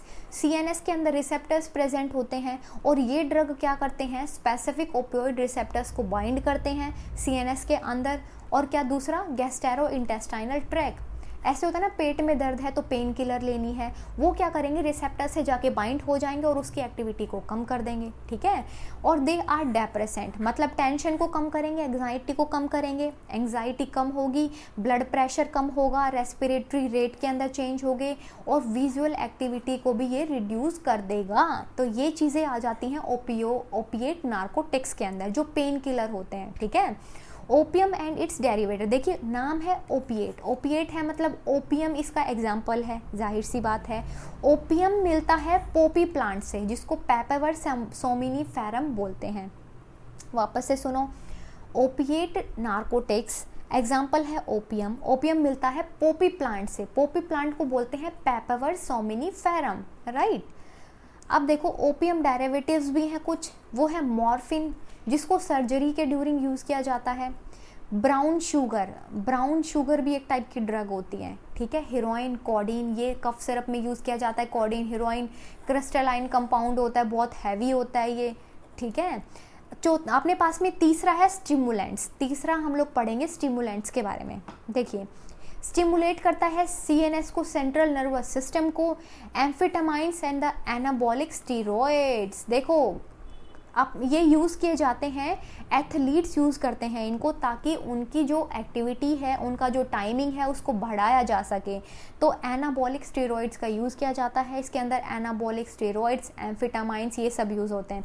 Athletes इनको यूज़ करते हैं। अच्छा, आजकल एक नया फैशन चला हुआ है, जिम के अंदर जो नए नए बच्चे जाते हैं, जिम मास गेनर बोलते हैं ना, कि प्रोटीन ले रहे हैं, स्टीरॉइड्स ले रहे हैं ताकि मसल्स बन सके, तो वो सारी इस कैटेगरी के अंदर आ जाती हैं, स्टिमुलेंट्स के अंदर, ठीक है। ये होते हैं कोका एल्कनॉइड्स, जो कि कोका प्लांट से इनको निकाला जाता है, कोका प्लांट से निकाला जाता है, और ये स्टिमुलेंट्स होते हैं, राइट।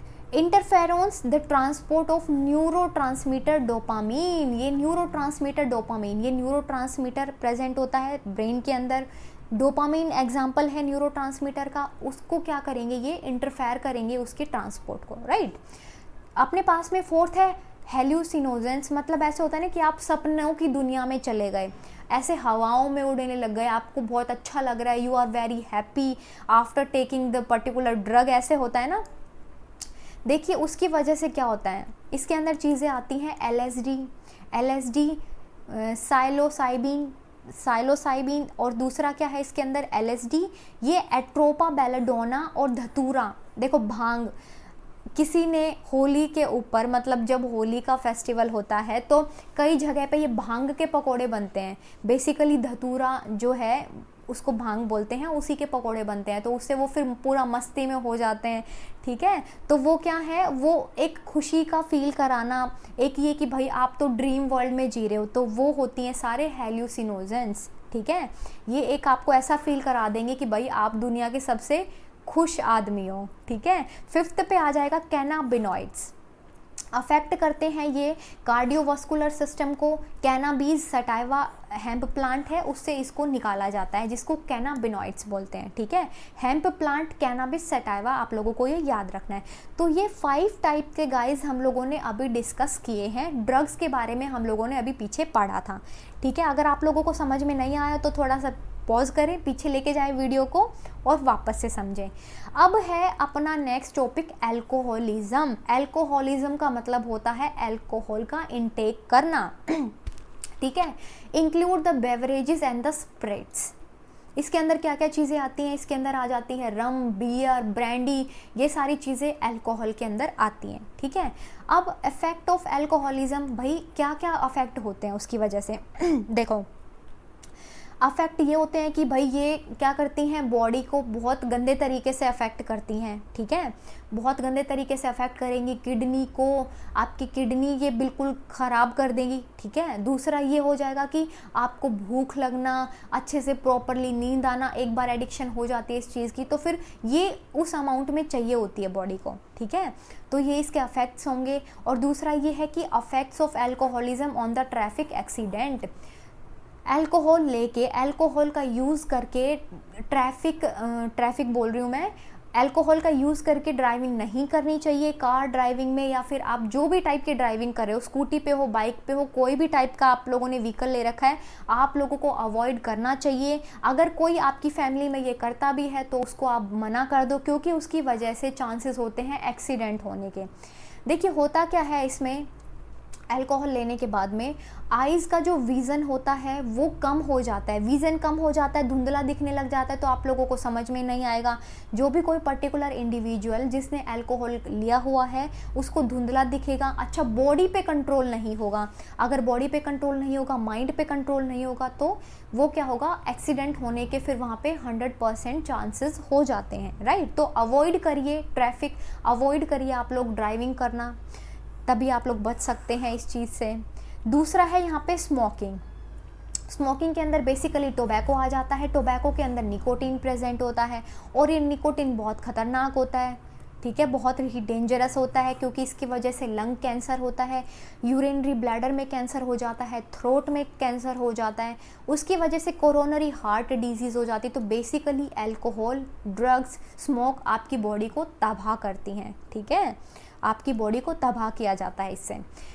एडोलेसेंस, एडोलेसेंस क्या है, ये एक ऐसा टाइम पीरियड होता है जिसमें एक चाइल्ड मैच्योर होता है, ठीक है, जिसमें एक चाइल्ड मैच्योर हो जाता है इन हिज और her attitudes and believes for the effective participation in the society.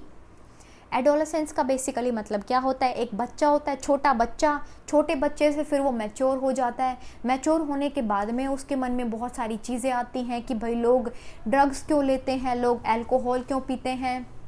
और देखिए मैं आप लोगों को रियलिटी बताऊं तो ये चीज़ें कुछ ऐसे, इसमें कुछ फैक्टर्स भी आते हैं, मैं आप लोगों को बताऊंगी आगे कि कुछ फैक्टर्स की वजह से एक इंडिविजुअल अपने आप को ये हैबिट्स लगा लेता है, इस चीज़ की एडिक्शन लगा लेता है, right. Adolescence cause of drug और अल्कोहल, एडोलेसेंस में अपने आप को मैच्योर समझने लगते हैं और उसकी वजह से ड्रग्स और अल्कोहल का यूज़ करना शुरू कर देते हैं। एडिक्शन क्या है, it is a physiological attachment with the drug और अल्कोहल। एडिक्शन एक ऐसा नशा है जिसकी वजह से ड्रग और अल्कोहल के साथ में एक बहुत, बोलते हैं ना कि गहरा अटैचमेंट हो जाता है। अगर ड्रग्स और अल्कोहल नहीं मिलती है तो बहुत सूना सूना लगने लग जाता है, ठीक है। With the repeated use of the drug the tolerance level of the receptors increase. देखिए पहले दिन ड्रग का बहुत कम यूज़ किया गया, उस हिसाब से बॉडी ने क्या किया, उस हिसाब से जो नर्वस सिस्टम में रिसेप्टर्स प्रेजेंट हैं उन्होंने फंक्शन किया। अब लेवल बढ़ा दिया ड्रग्स का तो उसी हिसाब से रिसेप्टर्स भी इंक्रीज हो जाएंगे, आगे आगे फिर वो अमाउंट और ज़्यादा बढ़ती चली जाएगी, ठीक है, अमाउंट नहीं क्वांटिटी, वो क्वांटिटी आगे आगे फिर बढ़ती चली जाएगी, राइट। अफेक्ट्स ऑफ ड्रग और अल्कोहल अब्यूज़। देखिए अल्कोहल का कैसे अब्यूज़ किया जाता है, कैसे ड्रग्स का अब्यूज़ किया जाता है। Coma and the death due to respiratory failure, respiratory failure की वजह से कोमा और डेथ ये भयंकर चीज़ें आ जाती हैं, ठीक है। डिप्रेशन आ जाता है, फैटीग, एग्रेसिव, अगर नहीं मिल पाता तो ये सारी चीज़ें आ जाती हैं, right. Side effects of the anabolic steroids in female, male और फीमेल के अंदर हम लोग देखेंगे कि क्या इनके साइड इफ़ेक्ट्स हैं। मैस्कुलिनाइजेशन, मैस्कुलिनाइजेशन का मतलब होता है कि पहले एक बिल्कुल बच्चा सा फेस था, अब वो बहुत ज़्यादा मैच्योर टाइप का फेस लग रहा है। फीमेल्स के अंदर बेसिकली मैं बात कर रही हूँ, बहुत मैच्योर टाइप का मतलब बहुत एज टाइप का लगेगा कि बहुत एज्ड है ये इंडिविजुअल, राइट। मूड स्विंग्स होंगे, डिप्रेशन आ जाएगा, डीपनिंग ऑफ वॉइस, वॉइस भी चेंज हो जाती है, एबनॉर्मल हो जाती है voice. Enlargement of the clitoris, जो क्लाइटोरिस होती है उसका एनलार्जमेंट हो जाता है, राइट। अब देखिए side effects of anabolic steroids in male, male के अंदर क्या चीज़ें देखने को मिलेंगी, एक्ने हो जाएंगे, लीवर और किडनी का डिसफंक्शन मतलब प्रॉपर फंक्शन नहीं होगा, ब्रेस्ट का एनलार्जमेंट हो जाएगा, मतलब कुछ इसके अंदर फेमाइन कैरेक्टर्स भी आ जाएंगे। प्री मैच्योर, मैच्योरिटी मतलब प्री मैच्योर का मतलब क्या होता है, पहले ही बूढ़ा हो जाना, ठीक है, बाल उड़ जाएंगे और ऐसा सा बहुत एज टाइप का इंडिविजुअल दिखने लग जाएगा। Enlargement of the prostate gland, prostate gland का एनलार्जमेंट हो जाएगा, राइट। अब देखो प्रिवेंशन एंड कंट्रोल, प्रिवेंशन और कंट्रोल क्या क्या है इसके। एजुकेशन दो जितना हो सके कि भाई ड्रग का यूज़ आप लोग ना करें, अल्कोहल का यूज़ ना करें, फिर उससे एडिक्शन हो जाती है और बेसिकली आप खुद अपनी बॉडी को फिर हार्म करते हैं, और अगर ज़्यादा होती है तो ये डेथ भी हो सकती है इसकी वजह से, ठीक है। काउंसलिंग देनी चाहिए time to time, family friends जो भी हैं भाई उनको, एक बोलते हैं ना कि अच्छी संगत जो है बहुत सारी गलत चीज़ें होने से बचा सकती है, तो आप अपनी संगति को अच्छा रखिए, अच्छे फ्रेंड्स चूज़ कीजिए, फैमिली में अपने पेरेंट्स के साथ में एक अच्छा बॉन्ड बनाए रखिए। दूसरा है looking for the danger sign. अगर आप लोगों को ऐसा समझ में आता है कि ड्रग अल्कोहल आगे चल के बहुत बड़ा खतरे का कारण बन सकता है, अगर आप लोगों को ये चीज़ें दिखती हैं तो आप लोग ये चीज़ करेंगे ही नहीं, आप ड्रग्स का यूज़ नहीं करेंगे, अल्कोहल का यूज़ नहीं करेंगे।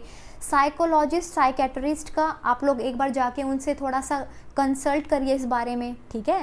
रिहैबिलिटेशन प्रोग्राम्स, इसके अंदर क्या किया जाता है, इसके अंदर भेजा जाता है जो ज़्यादा ड्रग्स का अल्कोहल का यूज़ करते हैं उनको इन प्रोग्राम्स के अंदर भेजा जाता है ताकि आपकी बॉडी रीस्टोर कर सके, ताकि आपकी बॉडी जो एक अनहेल्दी थी वो रीस्टोर कर सके उस टाइम पीरियड के अंदर और अपने आप को हेल्दी बना सके, राइट। तो ये होते हैं रिहैबिलिटेशन प्रोग्राम्स।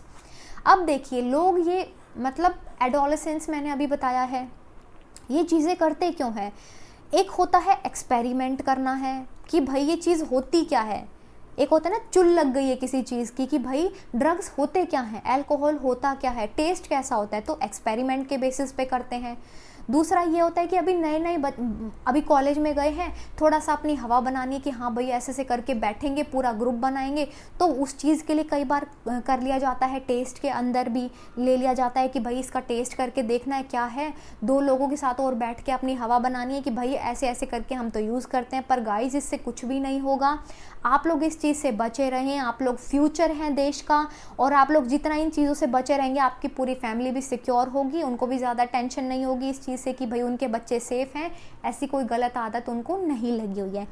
तो चलिए गाइस आज के लिए इतना ही काफ़ी है, पूरा चैप्टर हो चुका है। कल हम लोग एनसीईआरटी के क्वेश्चंस डिस्कस करेंगे और हम लोग इम्पॉर्टेंट क्वेश्चंस को डिस्कस करेंगे, और ये चैप्टर का अभी थोड़ा सा मुझे टाइम दीजिए, आप लोग ये चैप्टर के नोट्स मैं प्रोवाइड कर दूंगी टेलीग्राम चैनल पे, तो आप लोग टेलीग्राम चैनल को भी जाके ज्वाइन करें, डिस्क्रिप्शन बॉक्स में आप लोगों को लिंक मिल जाएगा उसका। चलिए कल मिलते हैं, बाय।